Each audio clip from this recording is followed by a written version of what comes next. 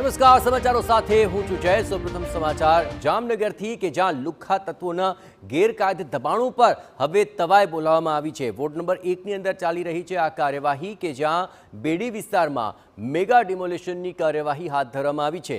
18 કરોડથી વધુની કિંમતની જગ્યા પરના દબાણો હટાવી દેવાયા છે। સરકારી જમીન પર ગેરકાયદે બાંધકામ પર તંત્રનું બુલડોઝર ચાલ્યું હતું। અહીંના સાયચા ગેંગના 11 જેટલા ગેરકાયદે દબાણો दूर કરી દેવાયા છે। પ્રાંત અધિકારી ડીવાયએસપી સહિતના અધિકારીઓ પણ હાજર રહ્યા અને ચુસ્ત પોલીસ બંદોબસ્ત વચ્ચે ગેરકાયદે બાંધકામોનું આ ડિમોલેશન હાથ ધરવામાં આવ્યું હતું।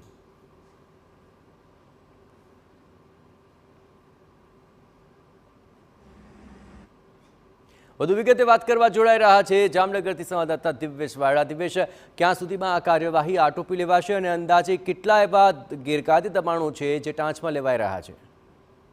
જી જય, જામનગરના બેડી વિસ્તારમાં જે કેટલાક આરોપીઓ છે જે સાયચા ગેંગના સભ્યો છે તેમને અગાઉ જે પોલીસ દ્વારા નોટિસ આપવામાં આવી હતી ને જે આરોપીઓ દ્વારા કરવામાં આવેલા જે દબાણ છે તેને આજે મોટા ચુસ્ત પોલીસ બંદોબસ્ત સાથે દબાણ દૂર કરવાની કાર્યવાહી કરવામાં આવી હતી। એસપી અને કલેક્ટર સહિતના અધિકારીઓ સ્પોટ ઉપર જગ્યાએ જે દબાણ હટાવની જે કામગીરી થાય છે ત્યાં વહેલી સવારે પહોંચી ગયા હતા અને પોલીસનો મોટો કાફલો સાથે આ દબાણ હટાવની કામગીરી કરવામાં આવી છે। એક બંગલો અને 11 જેટલા જે પાકા મકાનો છે તેને દૂર કરવાની કામગીરી કરવામાં આવી છે ને અંદાજિત લગભગ 12 કરોડથી પણ વધુની કિંમતની જમીન છે સર્વે નંબર 40 નો તે અત્યારે ખાલી કરવાનું કામગીરી ચાલી રહ્યું છે। 4 જેસીબી અને 4 હિટાચી મશીન એટલે કુલ 8 મશીનરી દ્વારા જે છે તે ટીમ લઈને ત્યાં વહેલી સવારથી આ દબાણ હટાવની કામગીરી હાલ ચાલી રહી છે અને જે 11 મકાનો છે ત્યાં સંપૂર્ણપણે તેને ધ્વસ્ત કરી અને તે જમીન ખાલી કબજો મેળવવામાં આવશે અને જે કાર્યવાહી હજુ ચાલી રહી છે। આ ઉપરાંત અનેક એવા ગુનેગારો છે જે તમામને નોટિસ આપવામાં આવી છે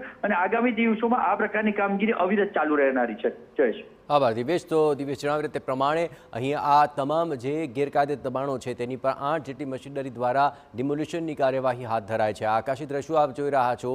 અહીં કરોડોની જમીન પણ ખુલ્લી કરાશે। સાયચા ગેંગના આ ગેરકાયદે દબાણો હતા કે જ્યાં ચુસ્ત પોલીસ બંદોબસ્ત સાથે આ દબાણ હટાવવાની કામગીરી હાથ ધરવામાં આવી છે અને લુખ્ખા તત્વોના આવા ગેરકાયદે દબાણો પર કડક હાથે કામગીરી હાથ ધરાઈ।